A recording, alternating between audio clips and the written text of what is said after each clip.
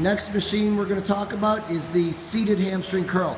So we had already shown a hamstring curl machine that was in the ladies area. That was a lay down one. So a seated one, the benefits of that, typically it utilizes more isolation on the hamstrings and doesn't engage the lower back as much. So Brenda, if you want to just get in it as it is set up, throw your legs up on top. So right away, wow, not adjusted for her. So that seat back is set way too far back, and it's likely that this leg adjustment is also too long as well. So you want to shorten that up for us, Brenda. I would probably go level 1 for you. What was that on level 4 or 5? 6.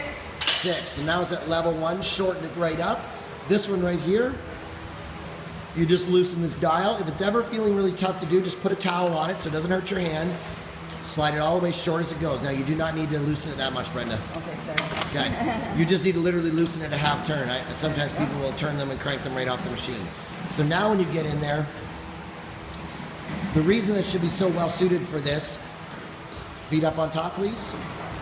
It's right under her shoe like the other hamstring machine was. Also, if we look at her knee position, it's perfectly lined up with the pivot of the machine. So the natural pivot of the machine is now lined up with the pivot of her body. This pad, pull that lever, crank it down. You do want it pretty snug, so you want to let it click. Now, if you get in this machine and right away the backs of your knees are feeling an enormous amount of tension, be careful because some people literally are so tight in their hamstrings that even having their legs straight is challenging since she's sitting so straight. So you don't want to feel discomfort even before you start pulling. Now, the other thing we're going to do is do a couple pulls for me, Brenda. Let's just see what happens. So she's staying pretty tight in the machine. Now, some people start sliding forward. And if you slide forward with your bum, now your knees are no longer in alignment with the machine. So wiggle your butt all the way back, tight, tight. And I'm going to pass Brenda this ball. She's going to jam it skinny side down, jam it into your stomach. Okay? So now that fits in there pretty nice. And I would just hug the ball and now do your set, do 10 reps.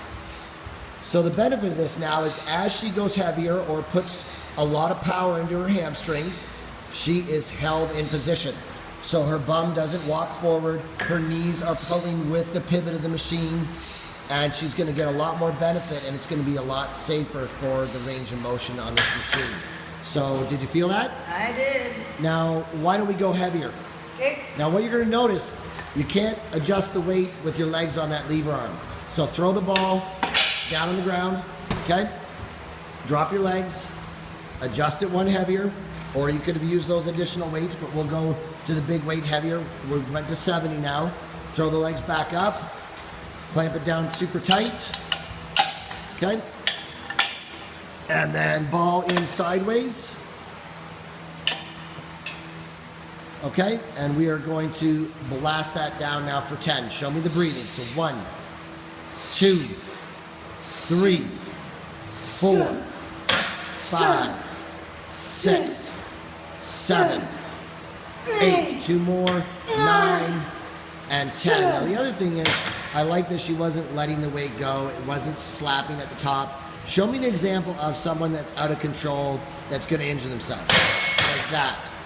You've got to control your muscles. So power one down. I don't mind when it knocks at the bottom. So pull it even harder. Knock it at the bottom. Even harder, Brenda. Let's go.